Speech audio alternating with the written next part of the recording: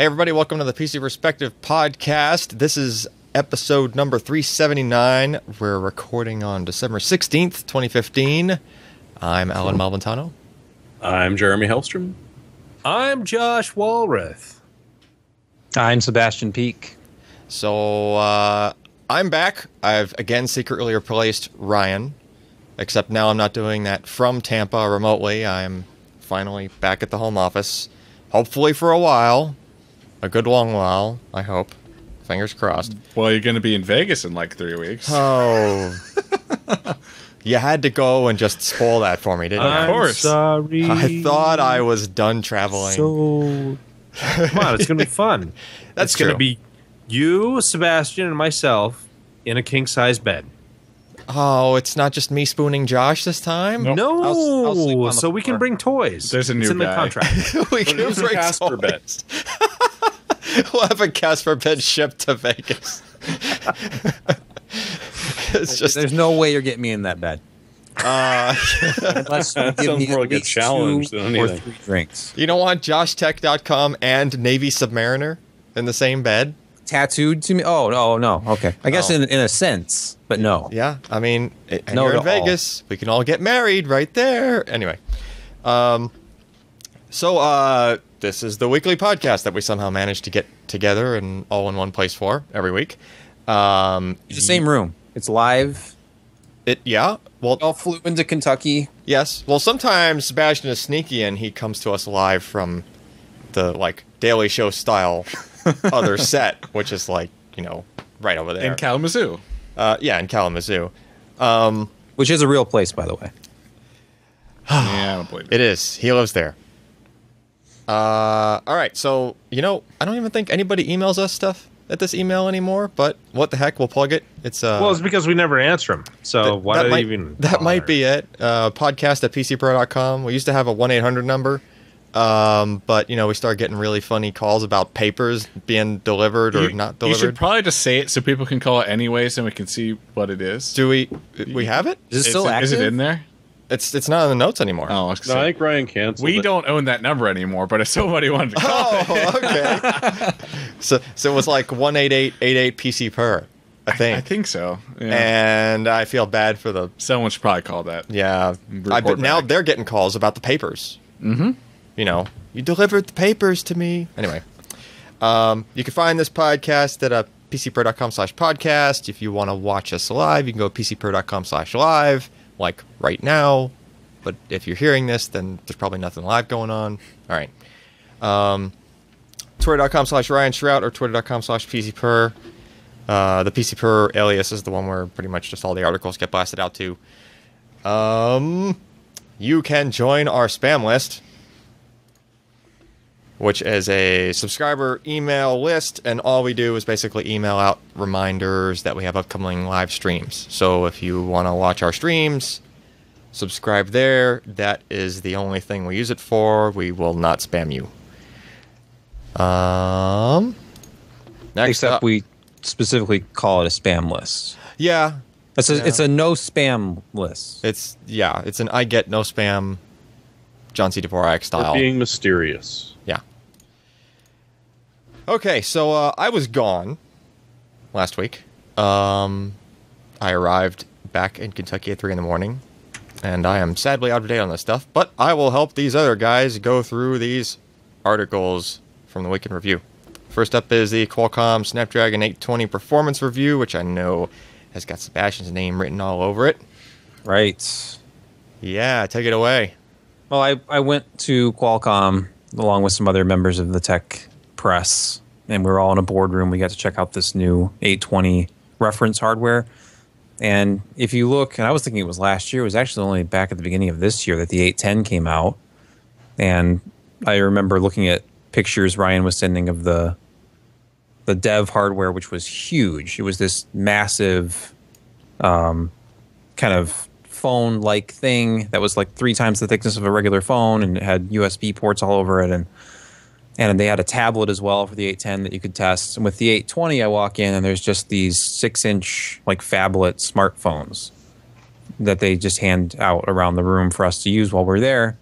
And it actually looked and felt like a real phone.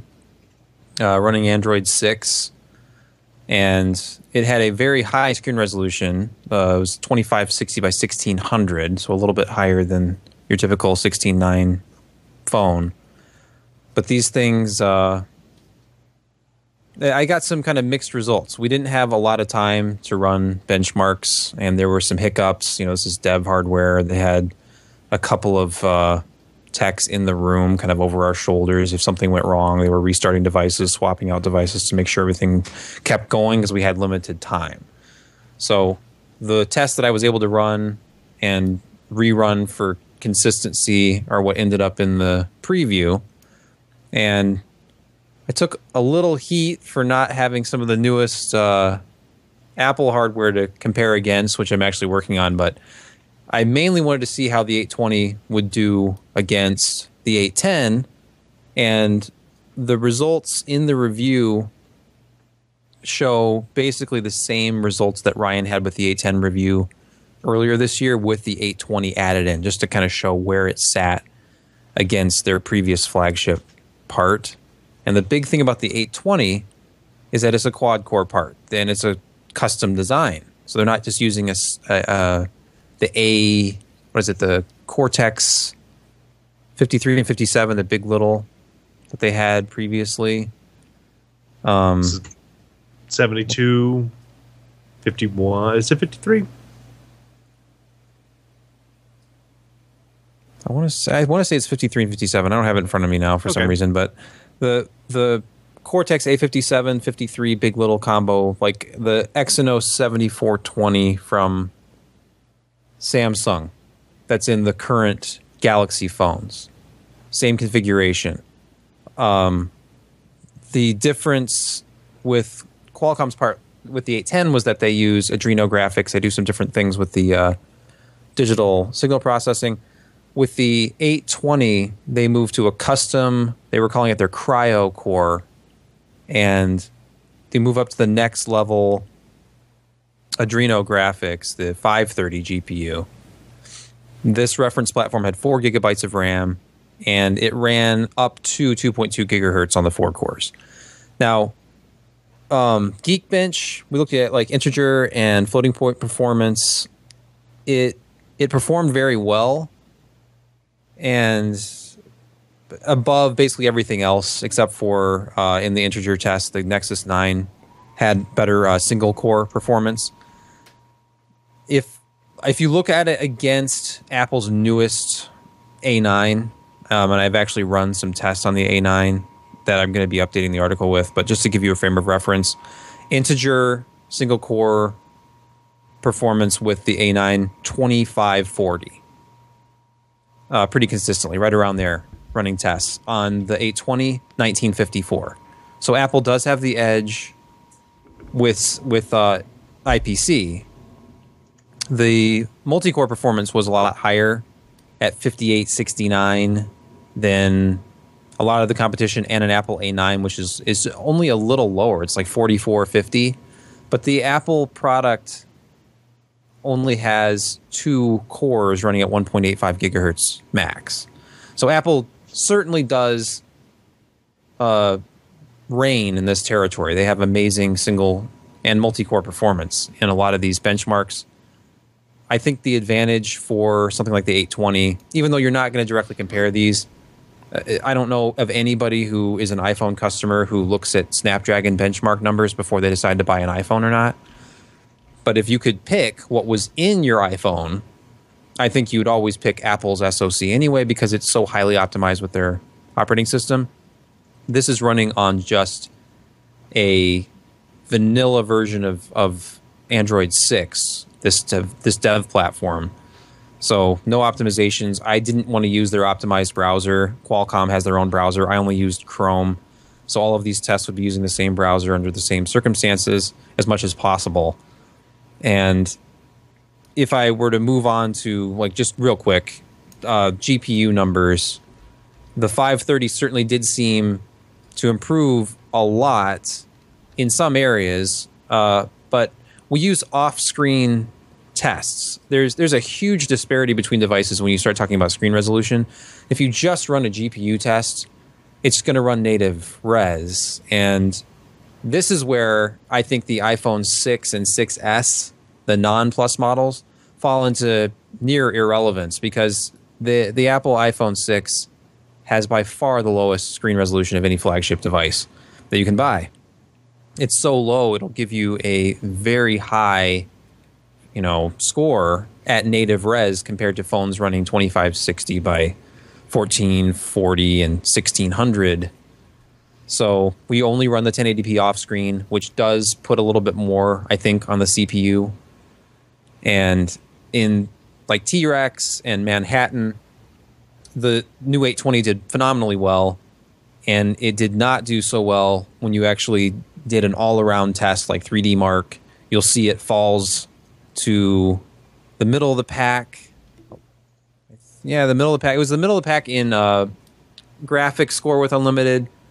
It fared a little bit better than the 810 with the physics score. Basemark X, it again was on top, but Basemark OS 2, it was a little behind the 810. So these results were all over the place.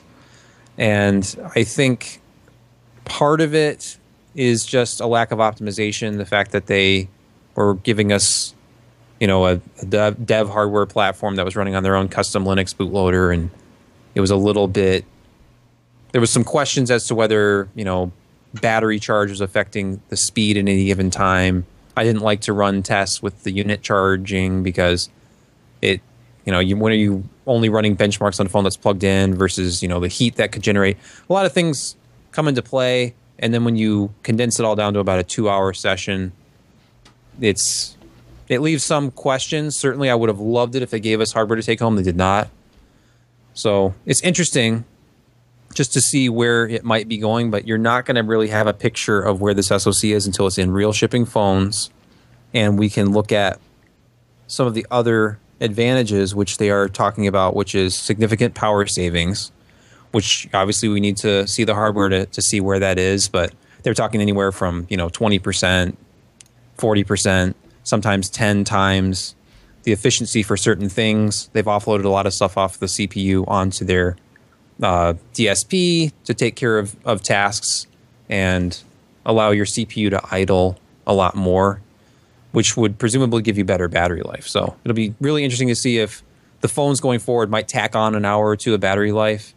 My own Nexus 6, it runs a Snapdragon 805. The thing has terrible battery life. It has a high resolution screen, and I maybe get 6.5 hours if I run our own battery test. And it gets me through most of the day without having to be charged if I'm using it about an average amount for me. But it's interesting to see if going forward we can increase performance, even if it's only marginally, but have a lot better battery life for a portable device. Have I talked enough? Yeah. So okay. The resolution that you said sounds like 16 by 10. Like, was the screen actually 16 by 10 instead of 16 by 9? Do you think? It did look pretty wide. I mean, I looked through the system specs, and that's what it said it was. That was verified by the benchmarks we were running. I do like that in a phone, especially because, like, I've noticed that if you try to do anything with the keyboard and you're in landscape, like, you get just like a half an inch worth of the screen to, see where you're typing. And it's kind of, like, ridiculous. So it could do with a little bit more height when it's in landscape or width when it's in... Yeah, 16:9 has never been good for landscape. And, of course, I say that, and almost every shipping monitor is 16:9 or wider now. That's true. I was always like a 1610 Yeah. person. I agree. That 1920 by 1200. That's the best. Cool. Yeah, you could actually have It is. side-by-side documents and be able to really do work on your monitor. And this is why I hate ultra wides, because they just exaggerate the problem. Yep. If it's 1440, I think it's okay. Like, 'cause you could even, on an ultra-wide 1440, you could have 3 documents side by side by side. Now, of course, I'm talking about productivity stuff, and these are gaming monitors, but... Yeah. I don't know. I always used to use I used a 25 by 16 30-inch Dell for like the longest time, and I just that's the only. Still use 2 of them. Yeah, there's 2 of them sitting on Ken's desk, and there's like the only thing that pried it away from me was a G-Sync panel, like when the Swift came out. And I was like, okay, fine. Like, I'll finally do this. And then my wife stole the 30-inch, so Of course. now Wasn't that the she's 30 inch that had just the single DVI input, so it had like no input Yeah, lag? it was the original one, the 3007 like HC model, which was there was no processing at all in the chain. It just went straight from the single DVI straight to the panel. Then you got the 3008, which has about 4 frames of latency. Yeah. And like S video and composite video. The 3008 model, which cost like 50% more money because it had all of those inputs and it was supposed to be so super awesome. It takes like 30 seconds to scroll through all of the inputs on that monitor when you're hitting the button. Like if you want to go from DVI to DisplayPort, you got to go all the way way back around, Yeah. and it takes about 30 seconds. You have composite, that's the one I got. I SVID. think it was my second year here. So I've had that damn thing as one of my test monitors since 2009. Yeah. Yeah. Yeah, it's a test monitor, not a main monitor, I though, just- right? Nope. Yeah. It just baffles me. It's like, why couldn't you, when you use DVI in, why couldn't you just skip all that crap? And you're not processing. You don't need 4 frames to like deinterlace. You have to scale the input that's coming in at the right resolution. Yeah, at the native resolution. Yeah. All right. Next up, Ryan posted this from out where he's at, or was it from out where he's at? Is that where they had the thing? Oh no, Ryan's been flying all over the dang place. Yeah. That's what was going on. So at one of the things Ryan was at recently, AMD announced GPUOpen, which is open sourced gaming development. Is this kind of like? Yeah, it sounds kind of like GameWorks to me, like AMD's answer to it, except they're probably pushing the open source part way, way more as opposed to the GameWorks stuff, which I don't believe is open source. You have to like be licensed to see the source. All right. I mean, what's it gonna do? We got any thoughts? Is it like good for them, bad for them, or are they too late? What? Anybody? Bueller? Somebody? Come on, Josh. You want Josh, to say I'm something? Oddly curious, enough, I see your didn't thoughts read on it. this. I was too busy being On something else. But big problem with GameWorks was that it was kind of a black box affair, and that, like I said, you couldn't get it into the source code. They wouldn't allow it. Code goes in the front end, goes through a black box. Results come out the back end. AMD claimed, and to some degree of truthiness, that it didn't work as well on their GPUs, and certainly when we would benchmark GameWorks titles, that would come out to the fore. Well, AMD decided to kind of take the bull by the horns and do their own type of GameWorks, except they're doing it themselves. The GPUOpen. It's cross-platform. It's supposedly got some Linux going on in there, which would be a good thing considering how continually poor AMD's Linux drivers are for Yeah, they need some games. help with that, badly. unfortunately. Also cross-platform in that we'll support the Xbox and PS4 environments, and we'll do all kinds of fun and interesting things. Now, we've had, like in the past, Hairworks and all of these other things. They're stepping up the game and heading towards what NVIDIA has with the GameWorks. And I'm hoping... No, it's Hair Effects or something, isn't it? No, it's Hairworks. not... Is it Hair? Well, it's I thought GameWorks, but was then there's hair NVIDIA. effects and lighting effects and Yeah. They've got skin it. effects. Yeah. and- Yeah, but I Great. think they keep throwing works at the end of all. I think that's their little catchphrase. That Yeah. they keep throwing in there. Yeah. Well, I mean, one of the nice things about this is that they're going with the HSA on this, so it's going to fit the same standards that they've sort of set up for this heterogeneous computing.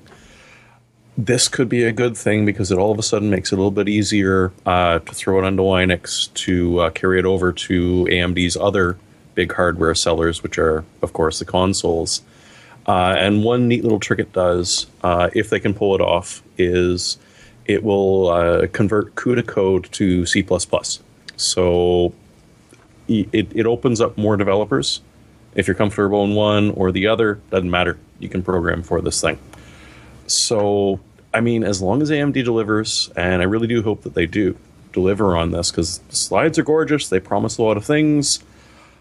I'm a wee bit nervous, but even just, putting this forward, like HBM, they jumped onto it. Hey, maybe this didn't do it perfectly, but they were the first to do it, and they actually did it, and now we're working on it. So to do this sort of thing too, where boom, all of a sudden game optimizations, the developers are getting a lot closer to the code, sort of saying, okay, Vulkan is great, but let's see if we can also get it going with DX12 and just open it wide up for people. It may stutter start, but I'm really hoping that it sort of catches on and developers look at this as a little bit cheaper to use and perhaps a little bit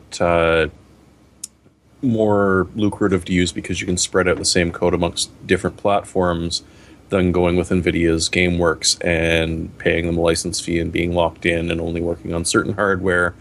And as we've seen, not necessarily working the best because Hairworks will thrash the hell out of your 980 Ti. It's hard to do.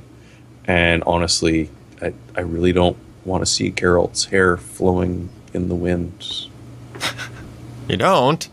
I Far Cry 2, I didn't miss pantsless mod, the don't bears not having really bushy hair. Oh. I guess it looks neat, but yeah. So when all the GameWorks stuff was coming out, AMD kept kind of like shouting that it should be open source. So this sounds like just, all right, okay, fine. We'll start our own framework, and then that might eventually lead to things similar, but from AMD, right? Yeah, just like Mantle. Yeah. So this is That went far. This is going to lead to DirectX effects. There'll be It'll be OpenGL effects. okay. Now we're talking. there'll be a couple of games that use it, and then it'll just kind of like fall into the ether. And Well, they are releasing a new Doom, right?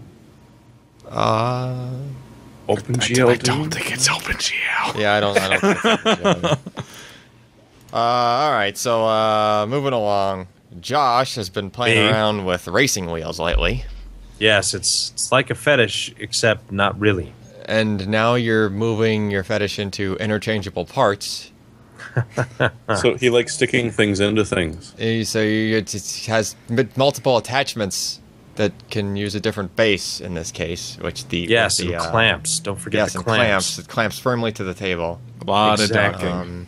Thrustmaster T300 Servo base. Base. It It's looks- all about the servo base. Is it geared? Looks like a geared. Well, it's actually a dual pulley system.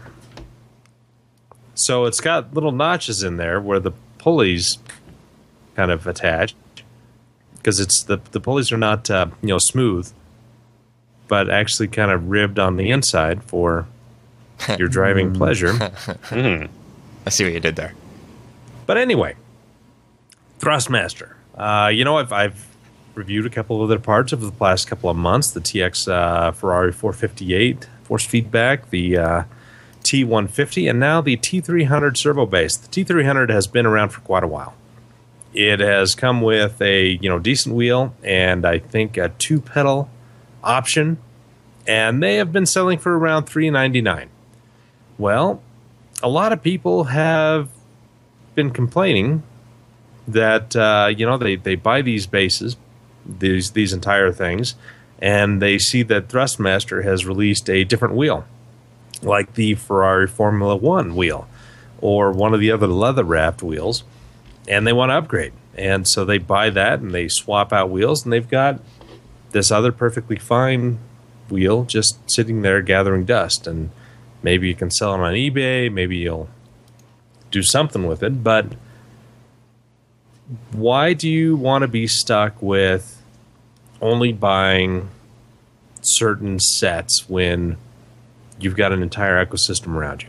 And so Thrustmaster has released, I think this summer, their TX option, which is Xbox One compatible, and the T300 is PS3, PS4, and PC compatible.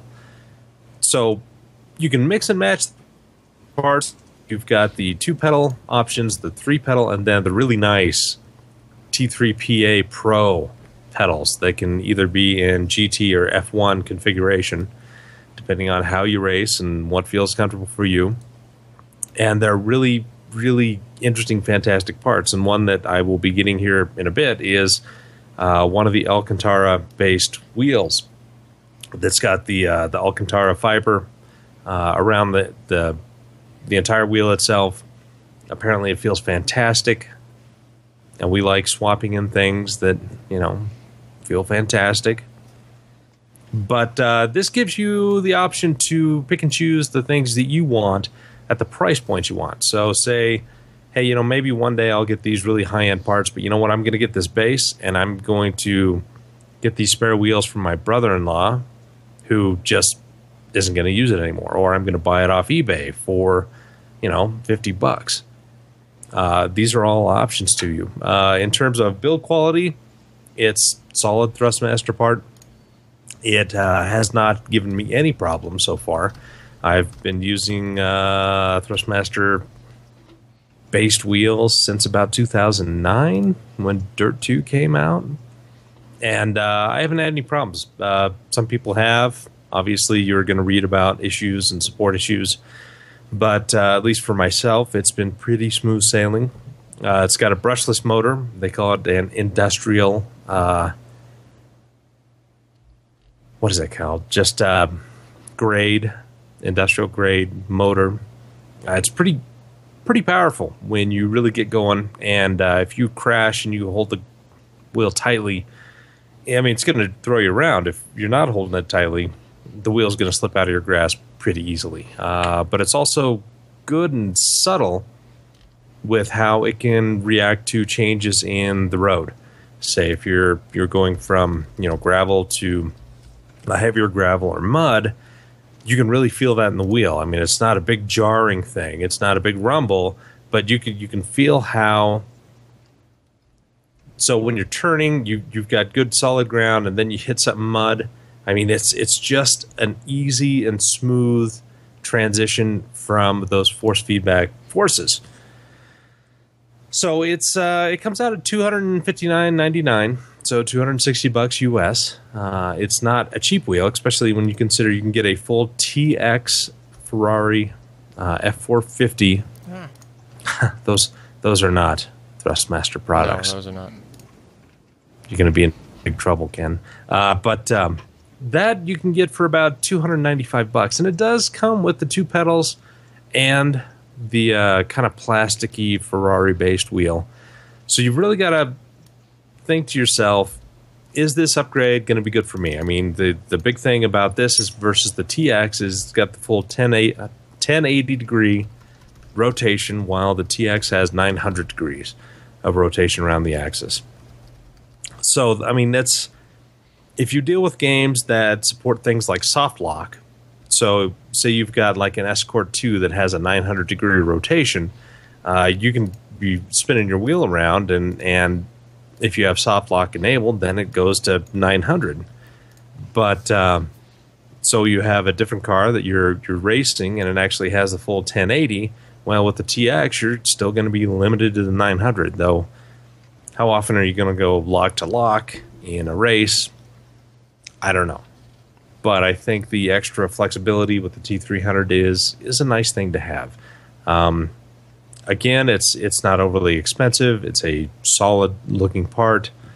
It's got all the features you want. You can swap in and out parts as you desire. And I gave it a silver award because it just has everything you kind of need in this little servo package. Does that Ferrari wheel, can you remove the wheel from that one, or is that just all one unit? On which one? The Ferrari 58? one. The one you reviewed. Yeah, the TX, I can remove the wheel. Okay, so can you take? That's how I tested. Yeah, so you can take that wheel off of that and put it on this base, and so you'll have the better servo base. Charter is doing really wonderful things with our internet around here in town. Oh, so wonderful. Nice. So yeah, the TX Ferrari 458. It's got a wheel that you can detach, and that's how I tested this. I took the wheel, the pedals and the wheel off of it, put it on the T300. Everything worked fine. okay. And they have multiple other options from $100 to $175 for different wheels. Some like a synthetic or a plastic, and some have leather, and then finally the higher end one, the Alcantara. uses that microfiber like cloth. What's that run? Around the wheel? What? What's that run? 175. Compared to some of the other racing wheels you see out there, it's not Yeah, bad. it's not too bad. And if you really consider, I think that there are mods out there that people have done where they have kind of the center steering column and the buttons, and you can put like a Momo wheel on there. Huh. And the Momo wheels will be, $250, $4 or whatever. People who have done that mod and then have tried this Thrustmaster Alcantara edition say there's very little difference. I mean, you're getting quite a deal with this. In fact, it's a little bit better because they've controlled the weight a little bit more. You get better response for force feedback, because if you've got a lot of unsprung weight in a wheel, then any kind of motor that's doing force feedback, it's going to be dampened. Yep. So the lighter the wheel and the better the design that you've got for those kind of forces, it's going to give you a better experience. And apparently, that Alcantara edition wheel is just fantastic. So I'm looking forward to testing that in the near future. Cool. All right, sweet, man. All right, I guess we can move on to news. First up, apparently you can overclock locked Intel Skylake CPUs. Yep. With it was ASRock that came out with the first one. They've actually since made this a public release. Is this a firmware? Yeah, just through firmware, they were unlocking base clock overclocking for any locked Skylake parts on all their Z170 boards. Huh. And originally, it was a couple of outlets. I want to say, I know non-tech forums, I think, had this originally, and there were a couple other places, but this was from TechSpot, and they overclocked a i3-6100, got a gigahertz overclock out of it, just with a base clock adjustment of, I think, 127 megahertz from 100. 100. And this is a multiplier of, I don't remember what the multiplier is on that one, but regardless, they got great results with it that were actually about on par with a base i5 from the Haswell generation. So I which is a forget, great part. For So if Skylake, did they keep that like K series parts are unlocked and Yeah. Yes. not, okay, so they Yes. kept that same convention. yeah, that's all the same. And I have a 6600K, and it's easy to overclock just with multiplier, and you can do base clock adjustments. That was the big thing with Skylake, was unlike a couple generations of Intel Core CPUs where you had to use a multiplier. You Yeah. can do base clock overclocking again. Yeah, well, I mean, you And- could try. It just was extremely unstable. Yeah, I mean, I think the most I ever got on a CPU was like 106. Yeah. And it was just terrible. But yeah, with this, I mean, if you've got the right kind of, if you can tweak the RAM and stuff and get it going, they were using some pretty highly overclocked RAM to go along with this too. Is ASRock the only ones we've seen do this so far? They're the only ones public. Supermicro was another one that was referenced. I think it was the Anantech Forums entry had a Supermicro pre-release firmware. The guys So- who got nothing to lose. Yeah. I mean, ASRock, Supermicro knows a lot about They have some wild overclocking. stuff. I'm not surprised that they're jumping in. Yeah. I'm That's cool. surprised. Well, I don't know. I kind of wish everybody would just catch on now that like the cat's out of the bag. But I imagine they will. Is it a limitation that Intel puts on them that they don't want this that's the thing. enabled? Like, that's the thing. Like normally, like CPU overclock locks are something that has to be a coordination with the motherboard, and Intel is usually just relies on the motherboard, manufacturers to kind of adhere to their spec and go, look, if this is not a K series part, or if these 2 bits are flipped on the CPU device info or something, like then you're not supposed to be able to overclock it, and like the BIOS should be the thing that stops you from trying to do that. And they just like this has happened before. Yeah. Like, there have been- this happens every once in a while. 8-bit used to be the one Yeah. known for doing it all the time. But if that is the case, hopefully Intel just says, okay, fine, you can do it on subboard. Just everyone, you're allowed to do it now. Yeah. That'd be cool. I mean, I think It would be a big advantage for the Z. Like if you wanted to upgrade to a Z series motherboard, then you can look down and say, well, even if I buy a cheaper processor, I can still overclock it. Because they are only doing this for the Z170 boards. It's not like you could buy a a B series or an H board and overclock your i3, which is where it would make the most sense. Yeah.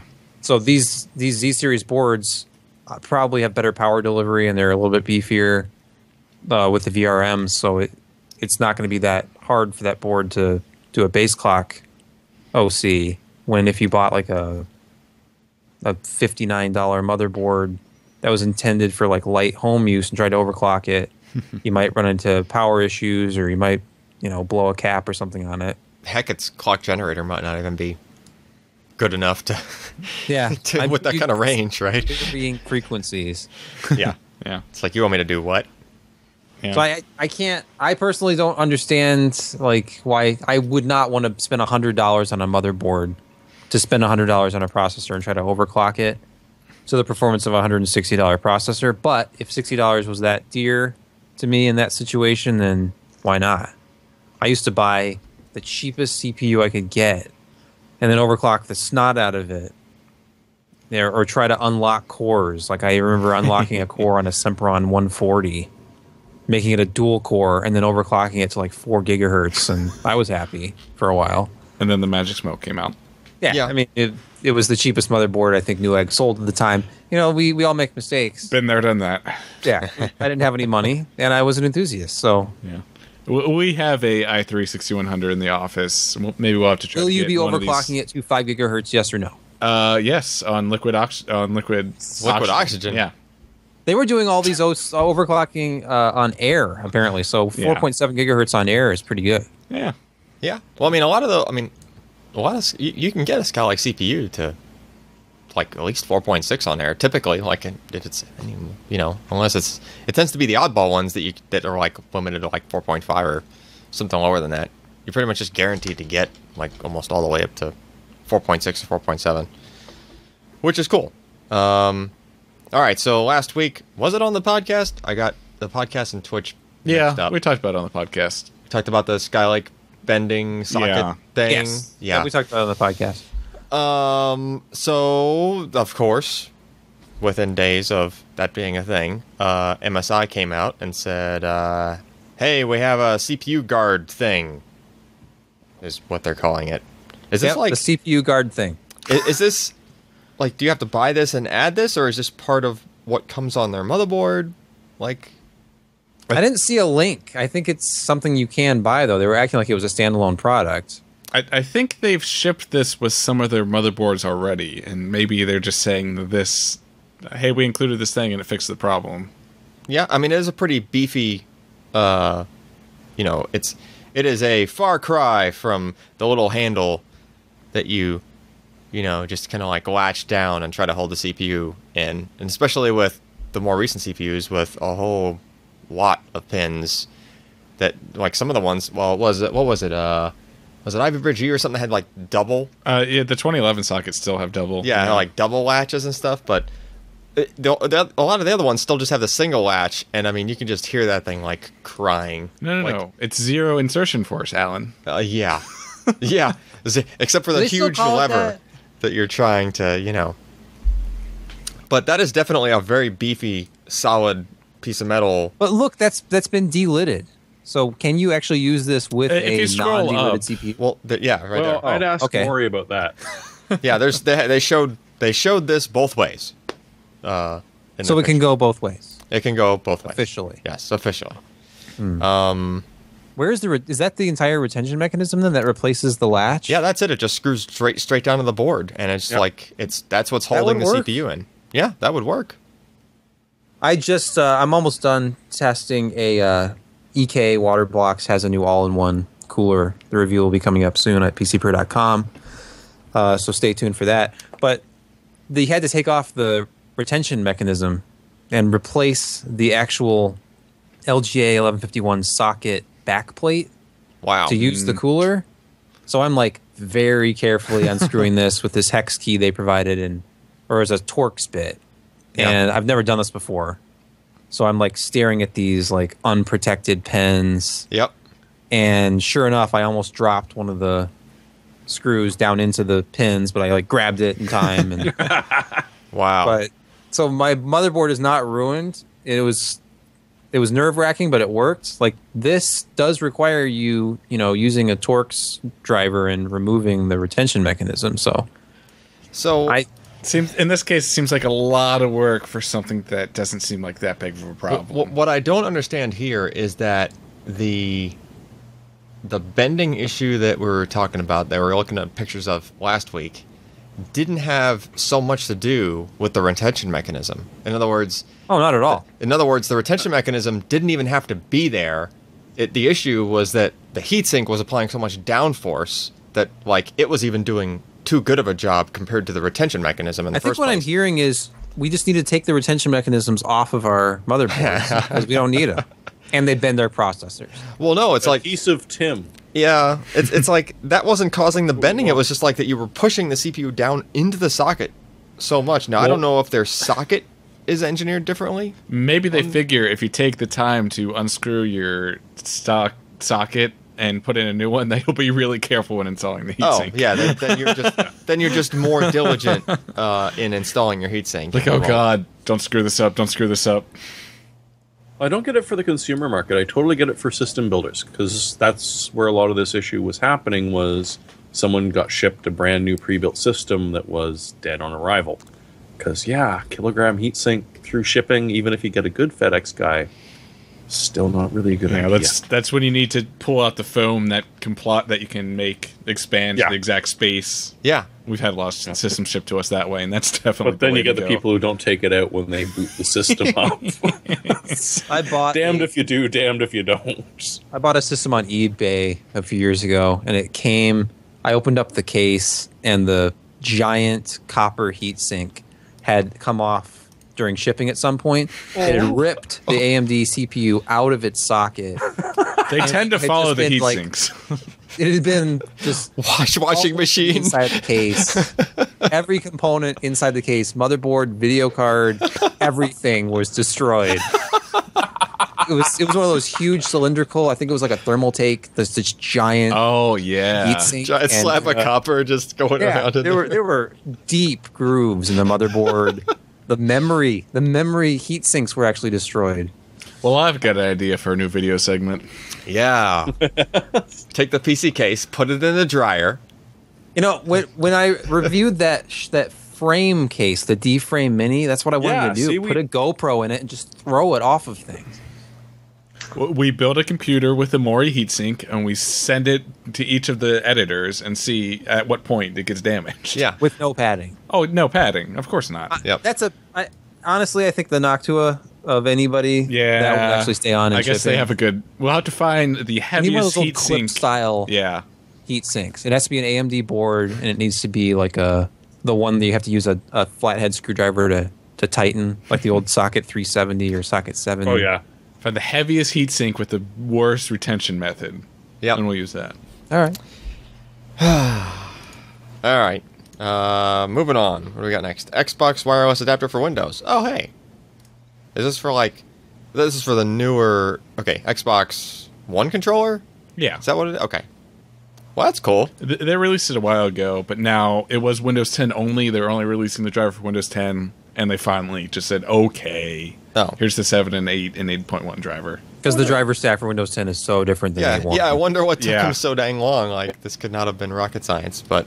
all right, well, that's cool. I mean, I still have, like, an Xbox 360 with the little dongle for... The dongle they stopped making for about 4 years and no one could ever find. And you got the third-party ones that broke within 6 months. Yep, it was like unobtainium. I had to buy, like, one off of eBay just so that I could have one.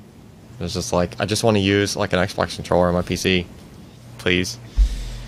Huh, okay. So, I mean, those are probably really unobtainium now, so I could just... I haven't heard anything bad about... Oh, yeah, the 360 ones, Yeah, the 360 ones. So now at least you can use these. It's doable again. Yeah. And people do this. You know, I have to just go real quick. On my flight back from San Diego, the first flight, that was the long one. The entire flight, the kid next to me had an Alienware gaming laptop in his lap, and he had an Xbox 360 USB controller that he plugs into the side of it, and then he's hunched all over this gaming laptop with his controller, screen tilted back as far as it can against the seat in front of him, and just all out just gaming. He's got his big headset on. I can hear all these explosions and stuff. And 5 straight hours of gaming. What a trooper. That's good battery time. Yeah. What was he powering it off? Was he of? playing Minecraft?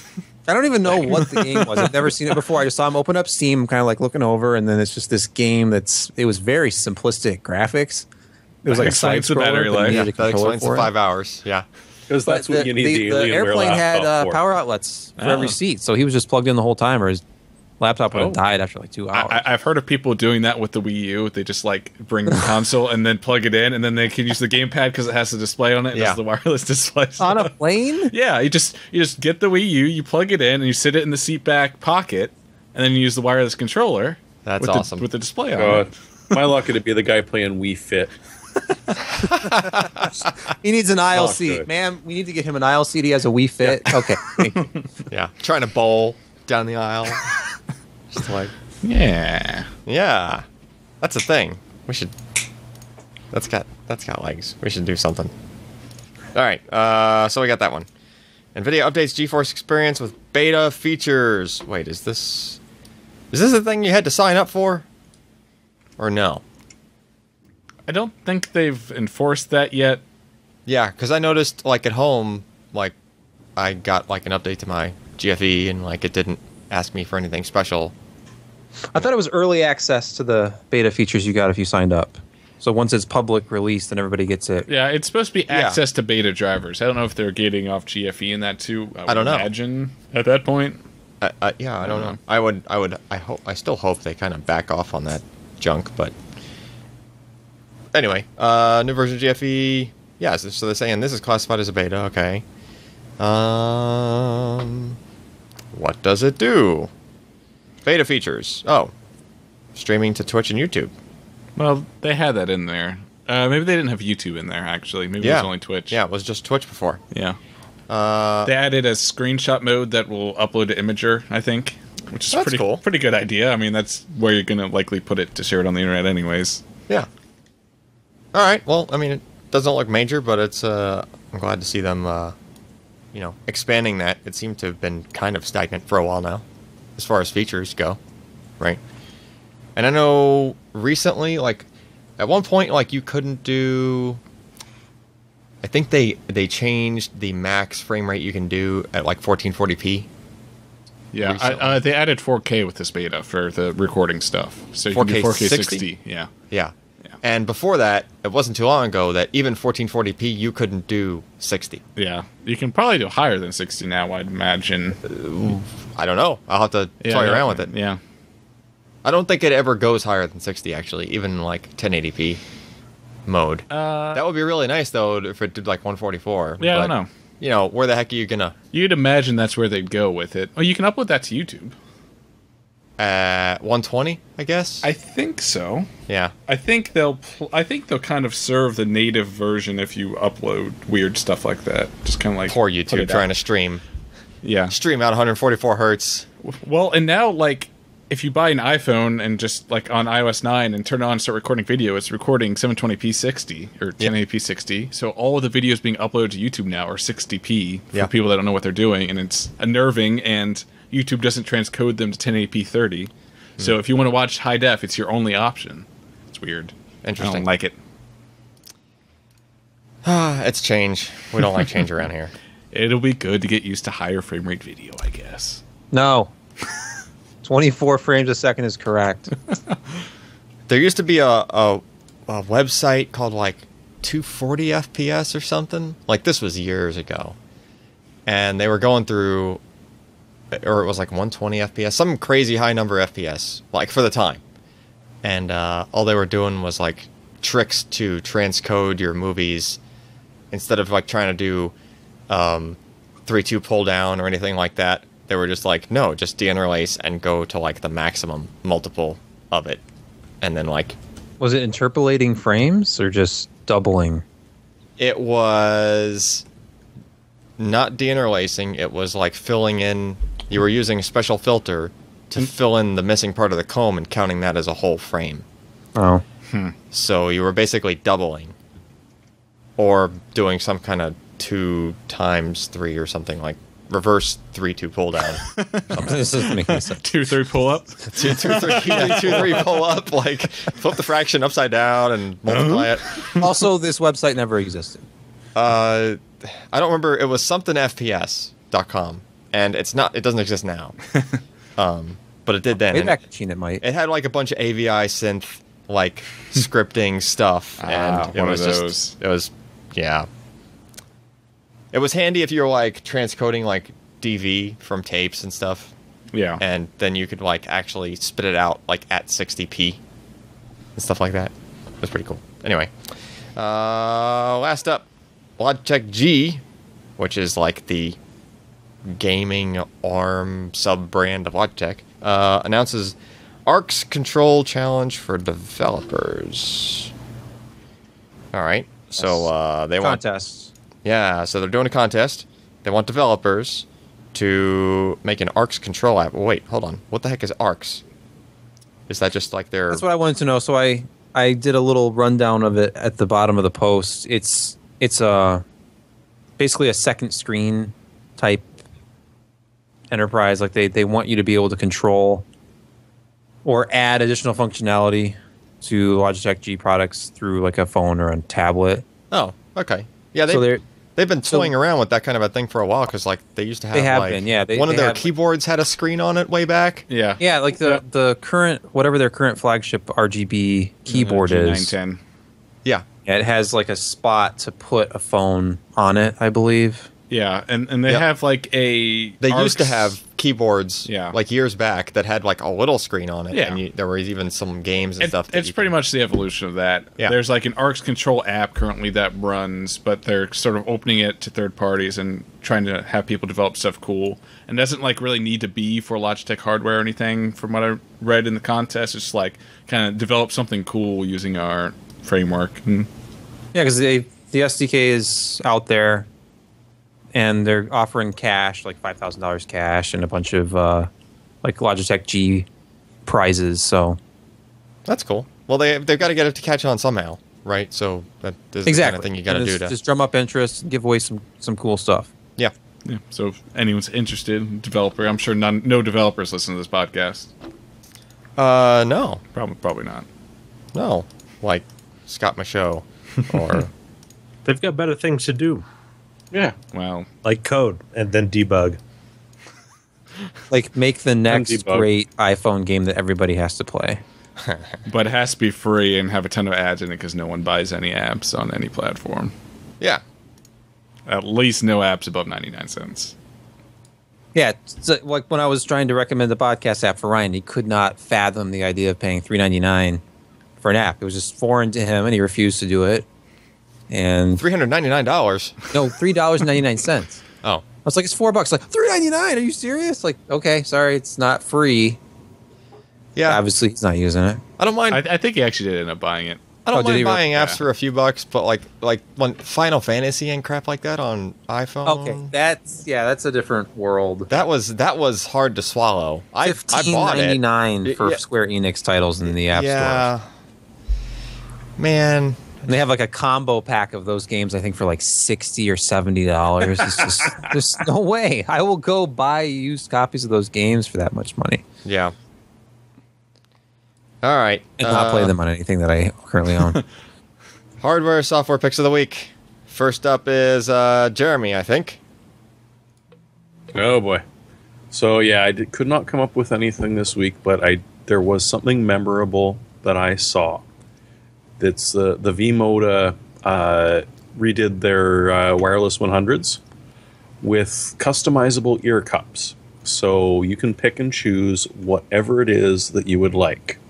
So if you could just quickly drive and click on the customize and buy, Where am I? big orange button, Oh yeah, that. Okay. pick whatever color you'd like, Okay, so I'll go red. Rogue. and next step, Okay. oh well, customize a little bit more. Well, look at this. No, choose the precious metals, please. Oh. And on the far bottom right, you will find platinum.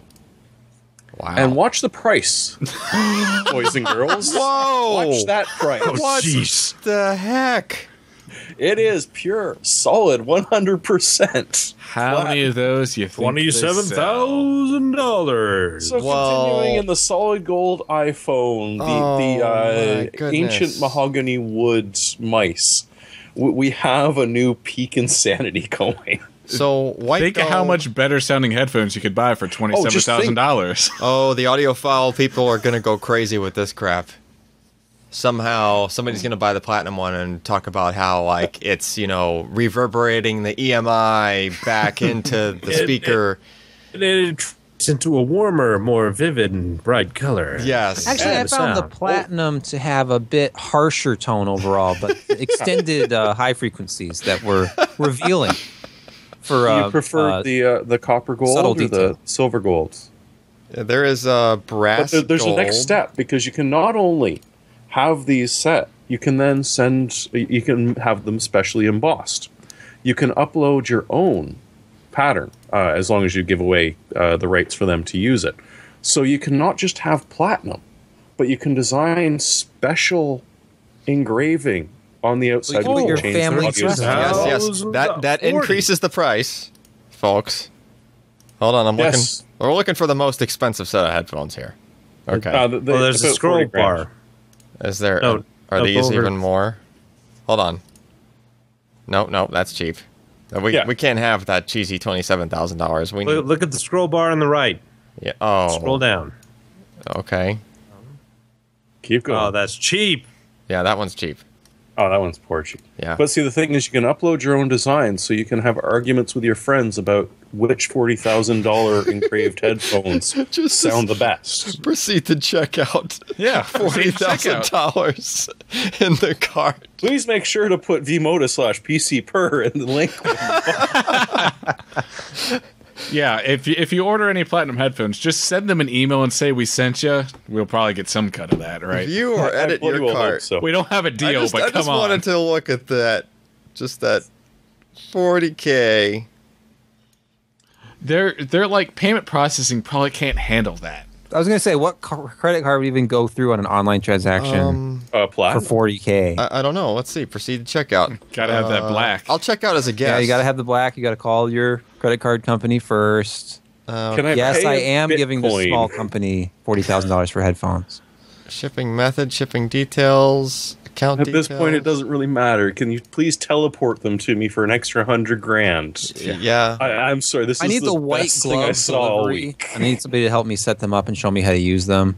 That's an extra $450. Headphone fluffer, an extra $30,000. Yeah. Sennheiser has actually they have a $50,000 pair of headphones, I think, that they actually Yeah, but those are like sell. monitor headphones. Oh, yeah, that no. are insane. Do they send somebody to your house for those? I think they might. Probably. Like the Apple, what was it, the Macintosh 20th anniversary edition, where it was like a limousine came to your house and somebody set up the computer for you, which is like a $25,000 computer. It's a You don't remember Seinfeld this? computer. Okay. Seinfeld had a 25th anniversary Mac on his desk, and That's the one in Yeah. Seinfeld? yeah, Huh. I didn't know that. yeah, All right, so I'm going to close this page before I accidentally spend 40K. like you Deletes. could. Clear the cache. Yeah. All right, next up, Josh. Me. Can you go cheaper than $40,000? Just a little bit. I think a couple of weeks ago I mentioned I believe it was a Denon receiver, that it supported Atmos and it had a firmware upgrade for DTS:X. Well, unfortunately, that deal expired. And that particular receiver went up to $479. Well, the model up above that one is now under a really nice sale. And you can get that for $20 more than the one that we had talked about earlier. It's more powerful, slightly better stuff in there, more functionality, and for $499, that's a pretty significant savings. Savings. So yeah, it's less than platinum headphones by. But you can You probably get a lot more use out of it too. plug those $40,000 platinum headphones into this receiver. You could. And so it's you got could a get nice the backside 40,000 to it, plus the doesn't it? $500, and you'd think that the receiver is an extreme bargain. Yeah, yeah, They should just Extreme. throw it in when you buy those headphones. yeah. I think so. Receiver should just be free. Yeah. My God, does that have an attractive backside? Yeah. Oh, it's got Wi-Fi. Not too busy. Oh, it does have yeah. Wi-Fi. Nice. So Yeah, does it stream does. audio, or does it It's also got do like the frickin' Netflix and all that stuff? everything. That's got a I few don't know. HDMI's. It's got all kinds of stuff. $4.99 is not bad for Dolby Atmos at all. Yeah. And DTSX I like how when it they. comes out. I like how they're just the kinda posts using- for the speakers. Yeah, they're using all HDMI for everything actual now? binding posts, and not just those Yeah. spring terminals. Like, I know. do they make like CD players with just HDMI out now? Is that No, what the that's deal why is? they have all the other different input. You know, they still got optical. Still got coax. Yeah. But if you look yeah. at like HDMI input number 7, it's labeled CD. Hey, maybe Well, you they can, do. You can Maybe buy like a SACD multi-disc player. stuff. Like a lot of the Super Audio CD players are just multi-disc, like universal disc players. Wait, That's do, true. do they still Sad, make it's got a Super Audio network CD plug in it. Yeah. Yes. players and discs? Yes. Yeah. Well, I think like a Blu-ray That's player cool. would do it, but yeah, they probably. A lot of higher-end Blu-ray players can play Super Audio CDs. Oh, Yes. that's cool. I didn't know that. Notice that the power cord comes into the top corner. there, Oh, that's not a high-end feature. as to not be too close to the speaker outputs Yeah. or anything. Yes. Well, maybe the wireless, but yeah, the wire probably Second screws channel. the wireless up to all hell, but There's some who scorn any receiver that does not have a separate power cable. How else am I supposed to upgrade it to a Audio Quest power cable if it's Exactly. not removable? Oh, no, you got One of a those little monster with Anaconda this. cables that are like $10,000 or Yeah. something. yeah, you just open it up, solder in your own That's what a true audio with would do. special silver, pure silver. Oh yeah, you have to solder. use like jeweler grade solder. Yeah, jeweler grade. You'll just use gold. You just like yeah. solder with gold, Yeah. and yeah, it's not gold plated. It's just gold. Yeah. Silver is way more popular than gold now in the audiophile world. Really? Yep. They got cheap or something? So I was poking around while Josh was playing around with his Master. And I got curious on that Logitech because like a couple weeks ago, I ended up picking up a G29 on sale for a pretty good price. It might Humble actually brag. It might actually still be on sale for a pretty good price. But the G920, if you absolutely positively want like the PS4 support, and if you don't necessarily want, G920 is the Xbox. or one. sorry, if you Xbox support, and if you don't necessarily want like all of the extra buttons that the PS4 version has on it, because it does have like twice as many extra like buttons and switches and knobs and stuff on the wheel. If you're willing to not do that, like you can save like, I think you end up saving like $50 or $100 or something like that. It's like I mean, $350 is the lowest I've seen these for. So, how much is the G29? Well, no. Oh, look at the current page and look at the price and look at that box right next to it. It Well, the box says G29. No, it says G920. Oh, that's- never mind. With that's five G920 with the shifter, Okay, well, I which screwed up. Which is not really a deal because the shifter is like $60 more anyway. It's like $59.96 if you add it on. I guess. So the G29 right now is $420. So that's like $70 cheaper for like a few less buttons on the wheel, basically. But then, let's see what the G27 is doing. Oh. G27 spiked back up. It's Whoa. rare now.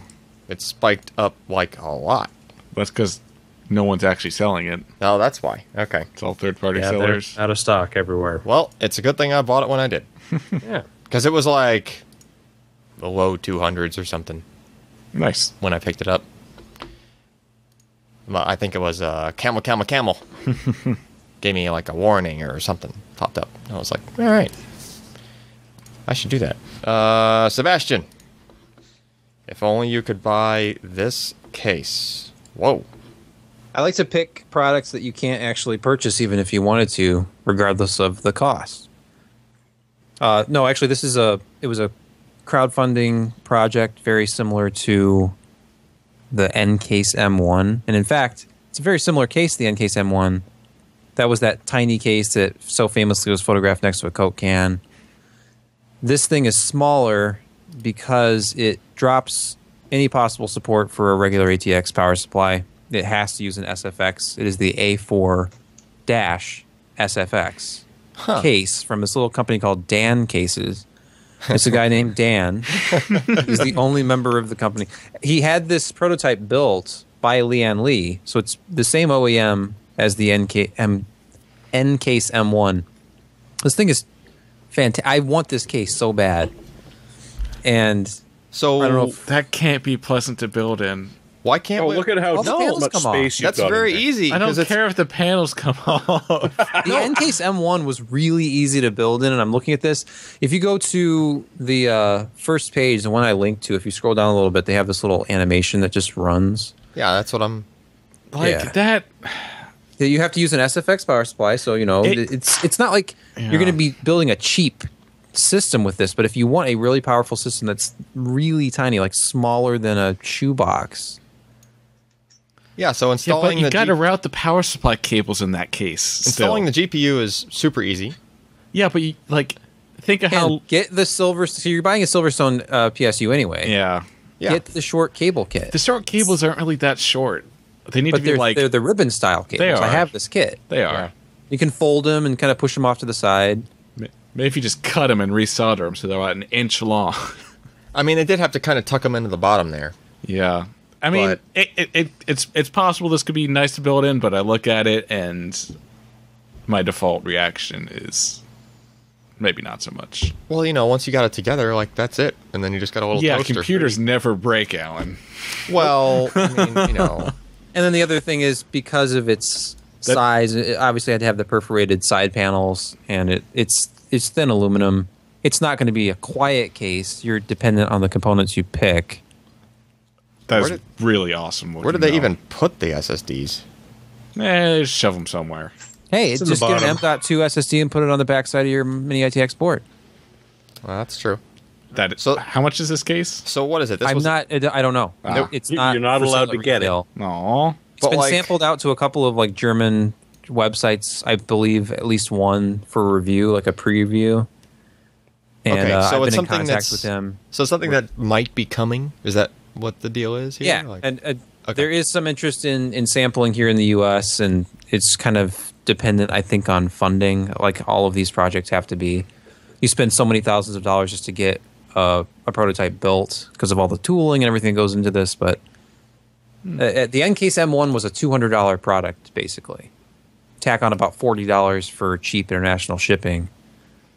So if this is somewhere around that for the type of build it's geared towards, if you're building like a 6700K 980 Ti system and you want the Not- smallest possible case, You got to use that ASRock X99 ITX board. So what you're saying, Yeah. Sebastian, is that people listening to this should look at the show notes and go to the page for your pick of the week. Go to the bottom of the page and contact. put your email there, and make sure you choose U.S. as your region. And then that way, they will know. They could gauge the interest. They will know, like, that's probably the exact reason why they put this little drop down here. Like, where are you from? And then if you can add 1 + 5. Well, it's probably different 7. for different people, I would So imagine. they're trying to make you order 6 of them? I don't. Oh, now it's 8 8 plus plus 8. I don't know if I can do that. Yeah. I don't know That's if I too can- high. Making sure you're not a Not A robot. Robots can do math. I was going Yeah. to say robots would do math really, really well. That's So that kind of true. CAPTCHA fails instantly. Yeah, it is just text, just sitting there. It's 8 + 8 equals, and then. Well, they try. So Scott, write a script and submit 3,000 entries from random U.S. emails. And anyway, We'll just use our spam email database for that. We'll go through and sign everyone up. yeah, we'll just sign the whole email list. Finally, we found a use. Finally, we found a non-spammy use. Except all these people will just start getting spam from these guys. Yeah, but that's not our fault. But it's not from PC Perm. So The breach of trust in giving away all their emails was not our fault. We were hacked. I'm sorry. Yep. all right, so I guess that about wraps it up.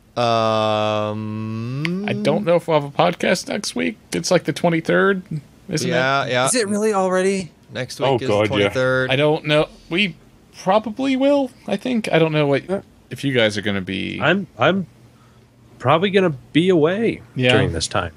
Yeah, I'll be in the La Belle Provence. I will probably be here because I am taking Christmas off this Yeah. year. And I don't mean off of work. I just mean like I ain't doing crap.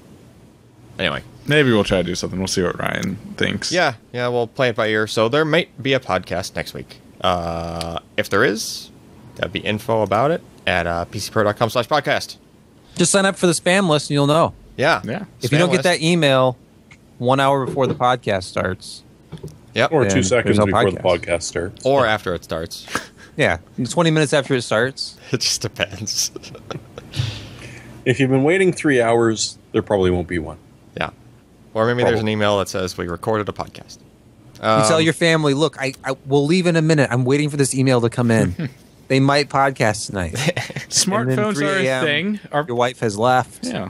for good, and there's no podcast. It's a bad life. You don't want that. Yep. Just sit, But at the Christmas, sacrifices have to be made. just sit at the Christmas party on your smartphone and watch the podcast. I don't see what the problem is. Make your loved ones drive so that you can sit in the car Yeah. and burn your data and just watch our podcast. Hook it That up to is, hook it up to the aux in on the car so everyone can listen. Be nice. Actually, that is a thing. I'm pretty sure Ryan does that Really? while his wife drives. Well, he's paid $3.99 for that app. He better use it. There was one time before I retired from the Navy where I was trying to make deadline on an article one morning, and like we had to run to the base to do something, and I'm like, okay, Amy, you drive, and I became the most motion sick I ever have. Yeah, I Trying can't. to write an article. I can't do Trying to that. write an article while in the passenger seat of the car. Ryan has gotten really good at that. Yeah, I don't know. There was one time he was doing that while I was driving him like to the airport or something, Yeah. and I just looked up, I'm like, how are you doing that? Like, how are you not like just puking all over the place? But anyway, all right. Last plugs. Twitter.com/Ryan Trout. If you want to talk to our guy that's on an airplane from Hawaii. I guess he's on there. Is he on the airplane now? Tomorrow? Something? I think he's currently flying over the Pacific. Yes, he's over the Pacific. So if you want to tweet someone that's over the Pacific, go ahead. He probably has Wi-Fi on the plane, I would guess. Twitter.com/PCPer. That's where you find all our website stuff. And I guess that wraps it up. I'm Alan Malventano. I'm Jeremy Hellstrom. I'm really pale Josh Walrath, but I'm not so pale now. Because the Katy Perry picture's back. Exactly. I'm Sebastian Peak with JoshTech.com. Thanks for listening.